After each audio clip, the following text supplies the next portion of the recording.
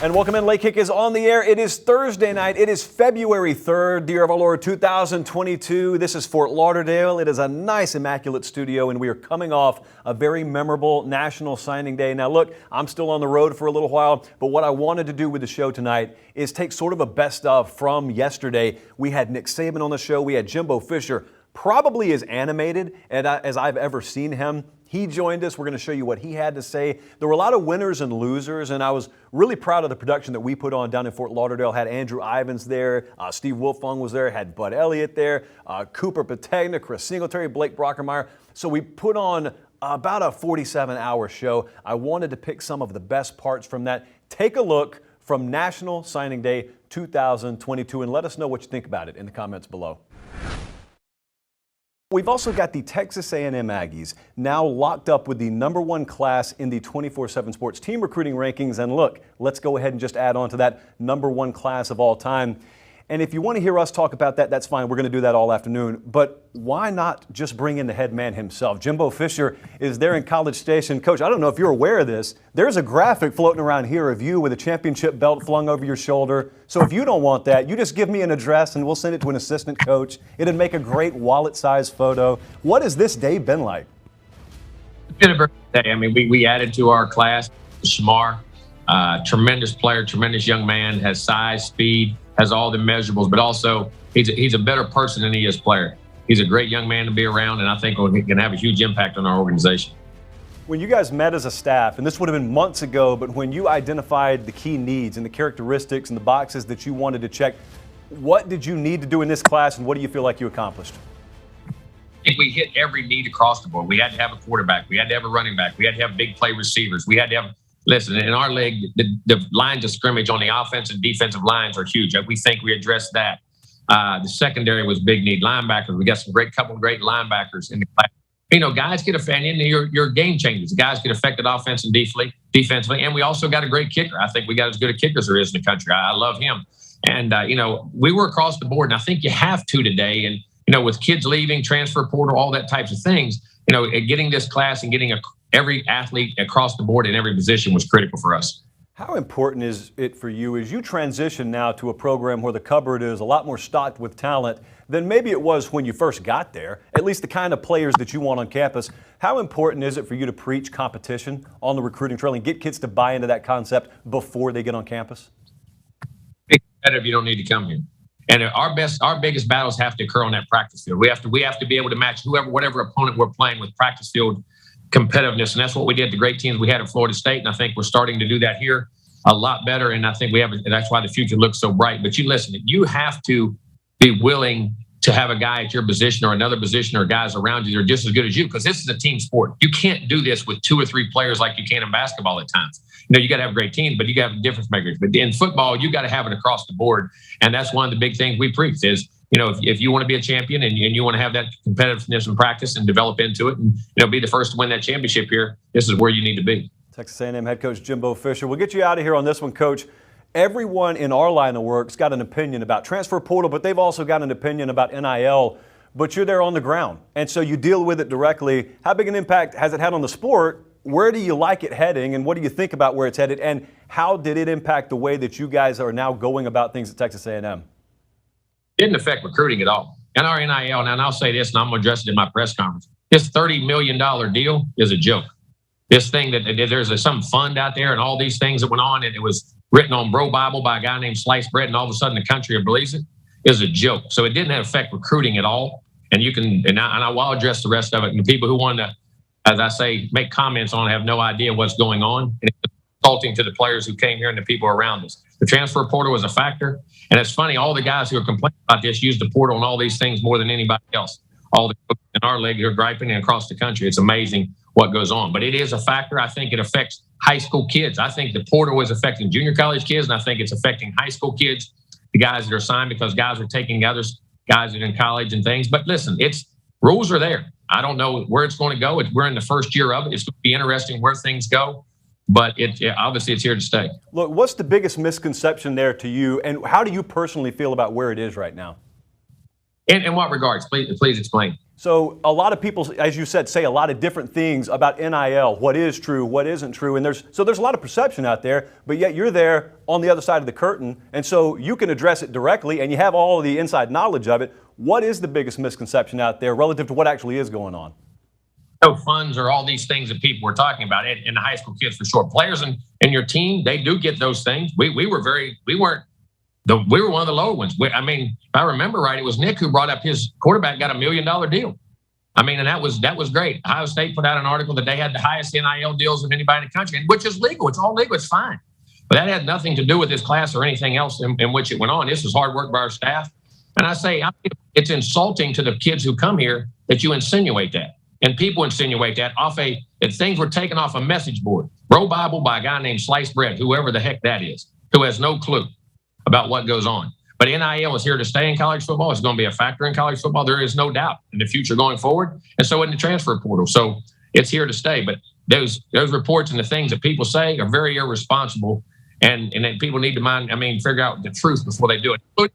There's a lot of reputable people in this business who I really respect that copied that. There was a vice president of Notre Dame who even said that, who off a message board. Come on now. And what goes on, and people have no idea what's happening, and those things aren't true.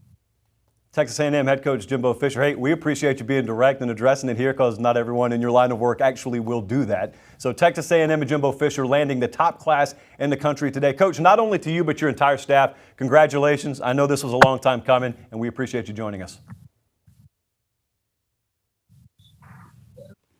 All right, so obviously that gave us about 3 hours worth of content to talk about. Initial reaction and takeaways to what he just said. Sliced bread will be a popular trending phrase on Twitter or something like that. Sure. Joey Freshwater comes to mind, something like that. I had to Google it. It took a couple Googles, but I found what he was talking about. Yeah, there will be a greatest thing, including sliced bread, that's out there somewhere. So anyone wants to run with that can run with it. But look, it's not the first time he's addressed this. He was just very direct today, and now that the hay's in the barn and the class is all signed, it is funny how that happened, though. And that's kind of in your line of work. Think about this. When you've got a recruitment and it's extremely tight-lipped, in the absence of information, one person can say something and everyone in the industry runs with it. And all of a sudden, you got a kid that doesn't want to play in a 3-4 and no one's actually ever said that. And it's kind of been the same way here. A dollar figure gets floated out and all of a sudden everyone runs with it. And if you just tuned in, Jimbo Fisher vehemently disagreeing with that figure. I'm very interested to hear what he says at his presser today. Yeah, it's an echo chamber. We see that in all levels of reporting these days here. And, one person says something and it runs with it, another person reports it, and it's unfortunate. Who knows really what sliced bread or who that individual is? But that's all I got on it. It's obvious Coach Fisher was waiting for the question. And yeah, I'm going to tell people we planned it, but we didn't. But, on the field, look, this class, I would have loved to have had him on for another hour because I would love to just run down this list and give him 20 seconds in which he would have taken 3 minutes each and just get his perspective on every one of these players. Because we were talking about it, we can go down the list again if you want, of just immediate standout. Boom, boom, boom, that guy, that guy, that guy. I think Anthony Lucas is a guy we haven't even mentioned, a defensive lineman in that epic defensive line group. Baseball player. He can do a variety of different things. It's such a special group. Anai White from the Philadelphia area, a long pass rusher. There's a reason why he's heated because he feels so good about this group and what his staff did. They worked hard for this. We mentioned relationships with Shamar Stewart. That was the difference down the stretch. I think Shamar actually just tweeted about that. He tweeted something in regards to it wasn't about money or anything like that. I think at the end of the day, it was relationships with him. When you talk about the top 247 player rankings, our rankings, they have the #1 receiver and the #3 receiver nationally committed in Evan Stewart and Chris Marshall. That's as big a need as Texas A&M had in this class, so they went out and really addressed that one. And those guys are as exciting as there is in catching the football and making plays.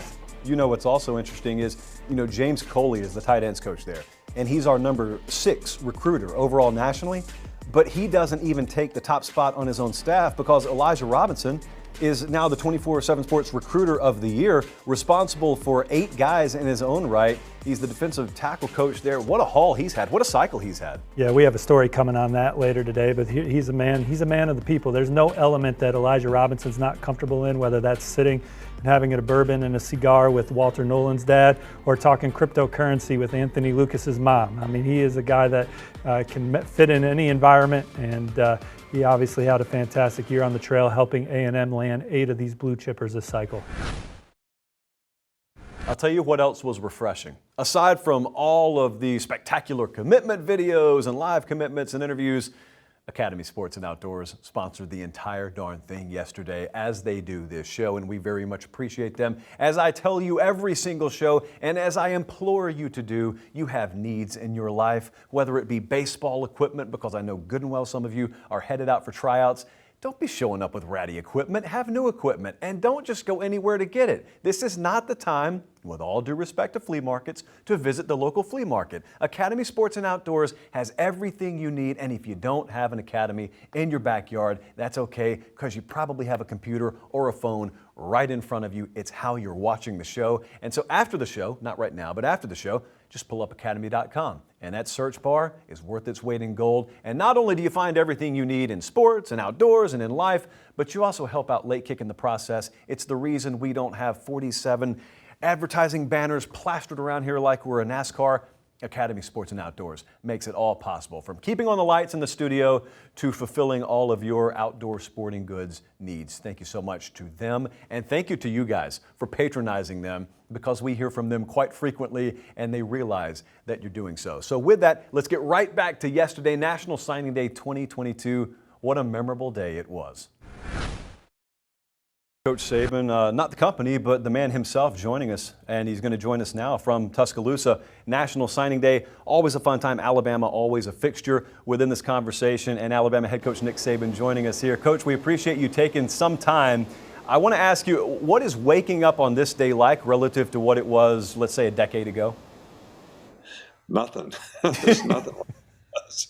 You know, sometimes I think that, you know, we anticipate changes.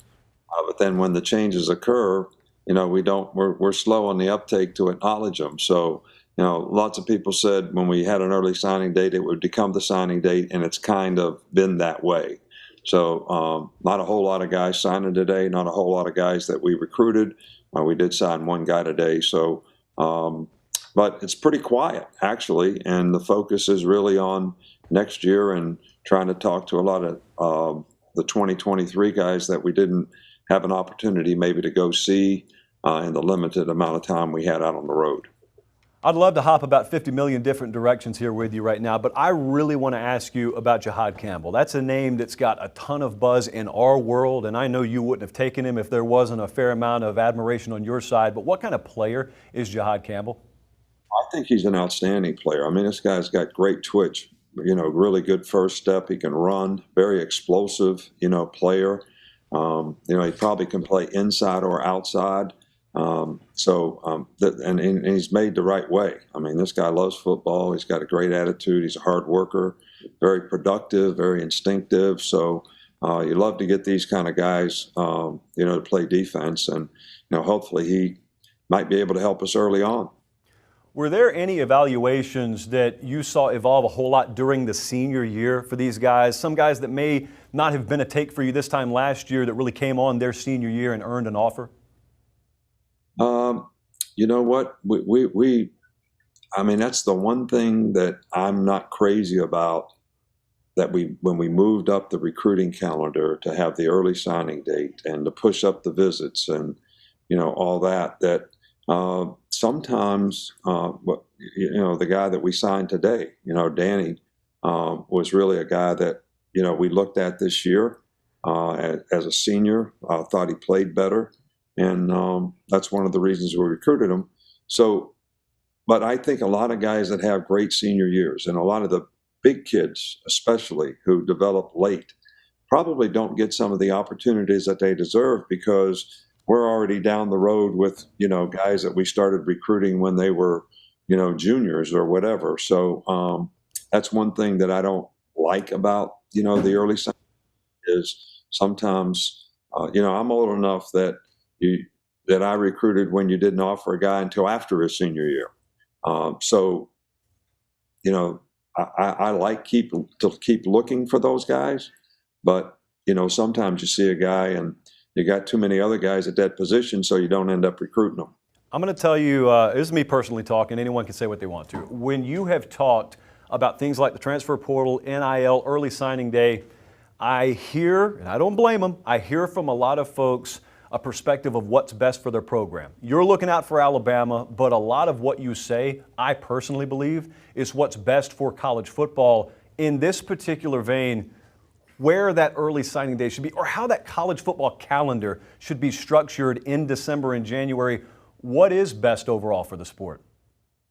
Well, you know, there's a lot of different views and a lot of different takes on this, but I think there's some unintended consequences of some of the things that have occurred.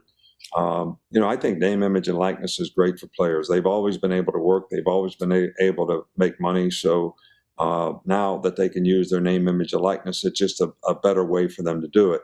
I think when you start adding that to whether you try to make a deal with a guy with the transfer portal to go to another school, that's probably not a great thing. I think if we use this to entice players to pick a school, I don't think that's a great thing. I think, you know, the player should decide where he's going to go to school based on where he can develop best personally, academically, and athletically from a program standpoint, and it shouldn't be about money. But that it is what it is, and we all have to adapt to it. I think that the transfer portal, some kind of way we got to come up with a calendar. Guys shouldn't be able to leave their team during the season. I mean, that's not a good thing. I mean, I grew up in a time where, you know, my dad said, you never quit anything. You know, you got to finish what you start. You made a commitment to something, you got to finish it. I think, you know, some of the values that we have, that we teach guys through athletics, whether it's, you know, making good choices and decisions, having self-discipline to make good choices and decisions, having perseverance and resiliency to overcome adversity, pride in performance, you know, all these things are really values that will help you be successful in your life. And we have an opportunity and obligation to try to develop those things in players. And that's what coaching is, you know, all about. You know, it's a big part of it. So, and I think, you know, sometimes you can change the culture or it makes it more difficult to do that. And the question would be, you know, is a guy better off developing those things and learning how to grind through and really take advantage of his opportunity when he gets an opportunity, which is what's going to happen in life. You know, you can be frustrated with your circumstance, which we had some guys on our team that were young players that were, and maybe they didn't develop and work as hard and prepare for games like they should. And then when they got a chance to play, they didn't take advantage of their opportunity because they didn't prepare correctly. Well, at a place like Alabama, you need to grind every day so that when you get an opportunity, you're going to be ready to take advantage of it because you're going to get recognized and you're going to get looked at by a lot of people. So you want to create value for yourself. So I think all these things are things that are better for the player in terms of his development and his chances of being successful off the field and on the field. Coach, I got one more for you. I'll get you out of here. I'm looking at Jahmyr Gibbs. I'm looking at Eli Ricks and Jermaine Burton. These are high-profile players that you've been able to add via the transfer portal. Different programs are at different points in their lineage. Some of them hope and pray they can get big-time names that will change the trajectory of their program. You guys, at least from my perspective, have been able to use that more as a luxury. But what's that process like in identifying not only who's in the portal, but whether that's a fit for this program? Well, I think we try to use the same evaluation process that we would for any player. You know, we have criteria that we use at every position to try to get players that, you know, fit our criteria for what we want so that they can have success at their position. And whether it's their character and intelligence, whether it's their football skills to play a certain position, size and speed to play a certain position. And I think when you take a guy out of the transfer portal, he should have an opportunity to play because you have a need on your team, because that's what those guys are looking for. And if they fit the profile of what you want as a player at that position, and all three of these guys certainly do, then it's a good fit for them and it's a good fit for us. Alabama head coach Nick Saban. Coach, it's always a pleasure to talk to you. Go get right back to work on 2022. All right, good. Thank you very much. You guys have a good day. All right, so a lot to take away from there as well. I want to go right back to what I just talked to him about the transfer portal, because there are a lot of programs out there that go into the postseason and they understand we have to get fill in the blank out of the portal or we will not be good enough next year. That's certainly not Alabama. And there's also a different dynamic of kind of hoping it's going to be there versus if you're Alabama, if you need it to be there, you kind of know. You send up that bat signal, it'll be there, even if it's not already. And it's just kind of the way of the world right now. And it was a few years ago when we were first talking about the portal, and that man that we just talked to said, we're probably going to lose some good players to the portal. We're going to get some great players from the portal, and the rich will get richer. And here we are. Well, I think for them, obviously, they're a program that maybe has to go into the portal because they have some depth issues, because they have some 3-and-dones. And maybe every once in a while a player didn't pan out the way they wanted to, so they have to go in and address a need at receiver or address a need at running back. So for Alabama, their program is certainly built on the foundation of recruiting in high school, evaluating well, player development, and then going into the portal when we need it. When we look at the recruiting class, right, 5 stars in our rankings at least, it's supposed to be first-round draft picks, right? So most years, Alabama's adding 5, 6, 7, 8. Then we go to the transfer portal, look at that group they got coming in, Elias Ricks, Jahmyr Gibbs, Jermaine Burton. I mean, those are all potential first-round guys as well. So it is really the rich getting richer. And kind of the rule of thumb is, you mentioned the bat signal, kids don't enter the transfer portal unless they know where they're going. Okay, so I think, if a kid ends up at Alabama, there's a reason why they're at Alabama. There you see a USC Trojans uniform, but Jackson Dart not playing college football at USC anymore, nor is Zach Evans in Fort Worth in a TCU uniform. Both of them finding common ground, where else? In Oxford, Mississippi. They are now Ole Miss Rebels, and that, well, at least 2 parts of a very, very impressive transfer portal signing class now for Ole Miss. It includes the likes of Michael Trigg. You see Tennyson there, Brown, J.J. Pagee, and it's a class right now that just in and of itself really stands out when you combine that obviously with the recruiting haul that Lane Kiffin and company will bring in today. That's where you really get an overall sense of what the team there at Ole Miss is doing for this signing class and this entire cycle. And we go back now to Chris Hummer, 24/7 Sports national writer and transfer portal extraordinaire. You've been in this thing knee deep. And this is one of the programs, Hummer, you've been talking about a lot. It's been Ole Miss and USC. We'll get to USC in just a second. But overall, your impressions of what that Rebel staff has been able to do in this cycle in the transfer portal. Oh, they've done an outstanding job. They've been extremely aggressive in the transfer portal addressing needs. And there were a lot of them coming off of this 10-win season for the Rebels with as many starters as they had exiting the program. They got one of the best quarterbacks in the transfer portal, and Jackson Dart, big check mark after Matt Corral left. They added Zach Evans, one of the best running backs in the country, in the transfer portal. Big check mark after what they lost at that position earlier this year. Michael Trigg is one of the best tight ends in the transfer portal. Big check mark. Defensively, they added impact players all over the place. J.J. Pagee coming from Auburn, one of the more intriguing defensive line prospects in the country. He's an Oxford native, going to make an impact right away. Troy Brown coming from Central Michigan, going to be an excellent addition to the secondary. You could say much the same thing about Hasheem Young coming from Iowa State. They had Mason Brooks at offensive tackle, who's going to start right away for the Rebels. They're loaded up at pretty much every position possible. Lane Kiffin and his staff have done an excellent job. Chris, you remember the recruitment of Zach Evans. I remember talking about it a whole lot when he was coming out of high school.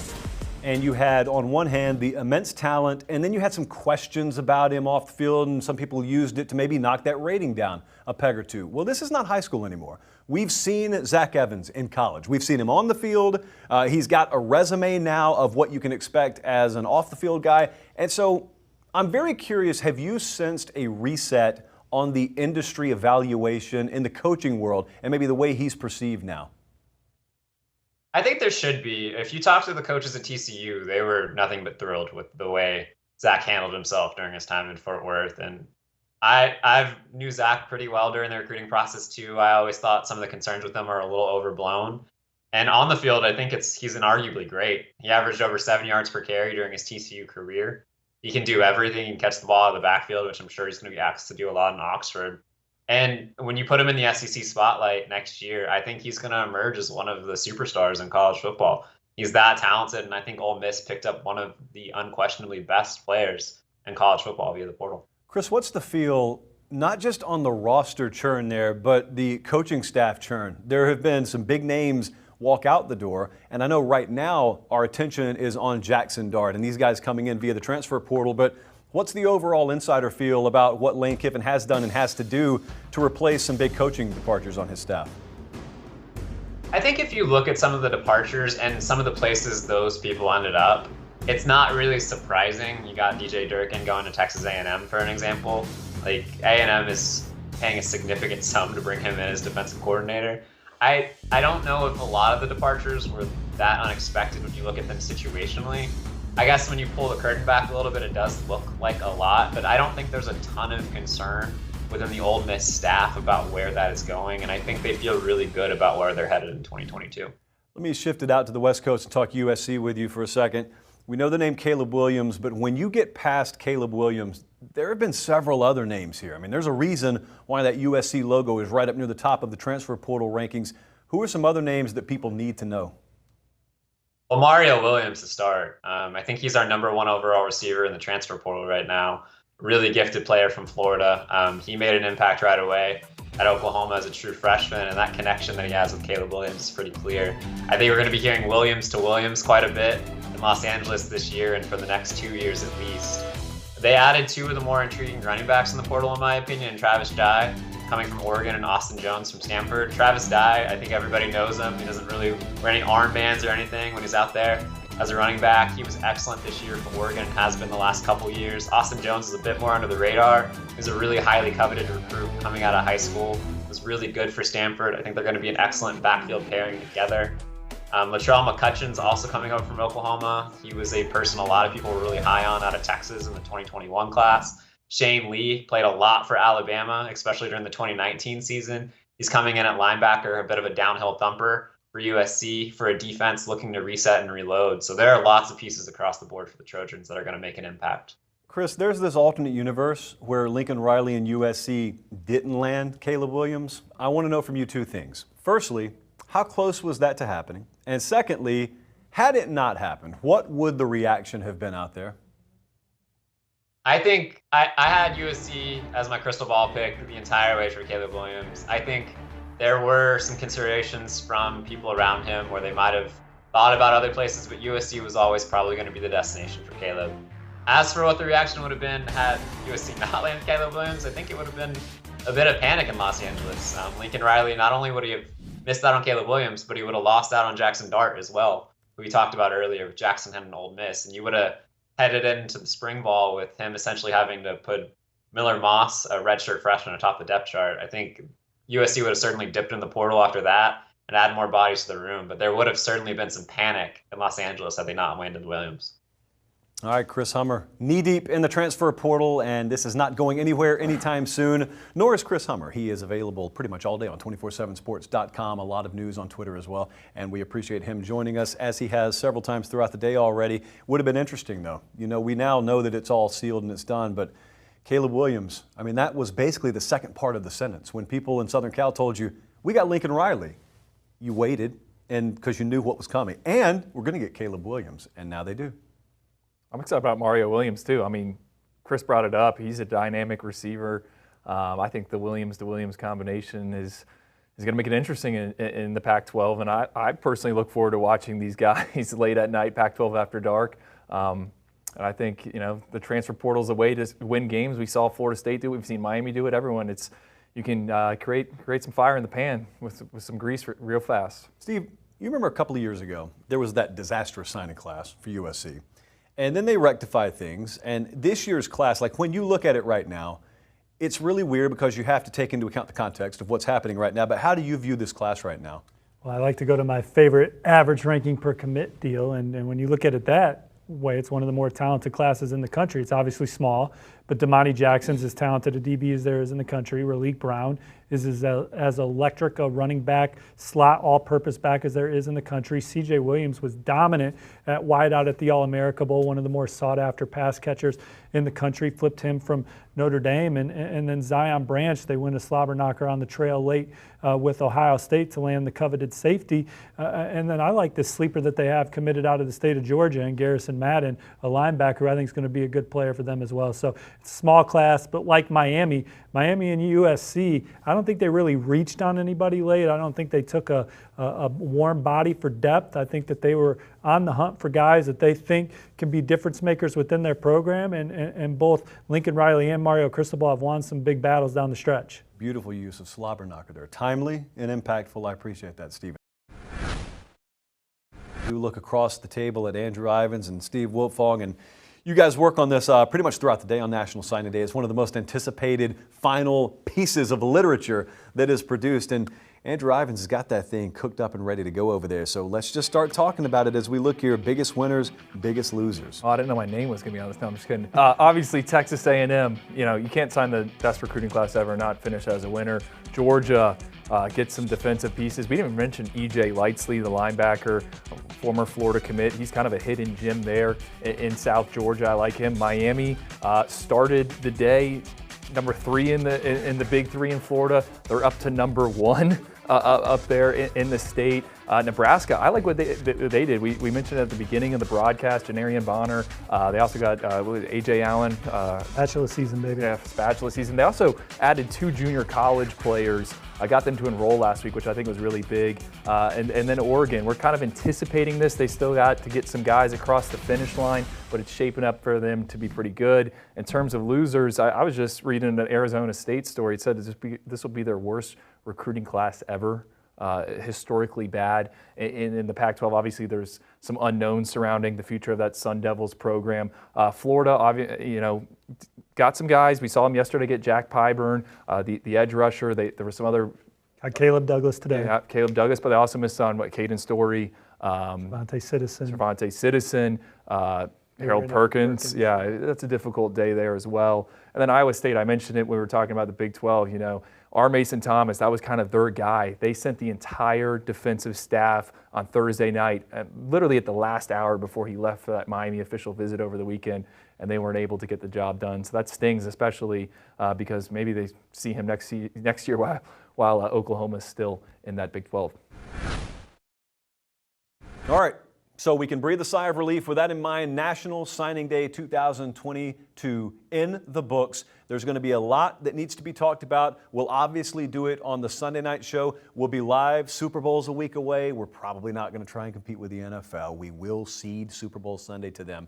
But we're going to have a jam-packed show Sunday night. Hopefully we'll be back in Nashville. I don't know what would keep me from it. We will be back in Nashville. Look, guys, I appreciate so much you being tuned in. Appreciate the comments. Appreciate you guys sharing the show all over the place. We spend $0 per year marketing the show. We don't need to. You guys take care of it for us, and we really appreciate that. Got a great year coming up, and excited to be back in Nashville Sunday night to talk about that and talk a lot more about signing day, and also looking towards, we get to do that now, looking towards what's to come in 2022. But until then, for producer Jesse and Director Colin and our entire crew that made everything this week possible down here in Fort Lauderdale, I'm Josh Pate. Have a great rest of your evening, and God bless.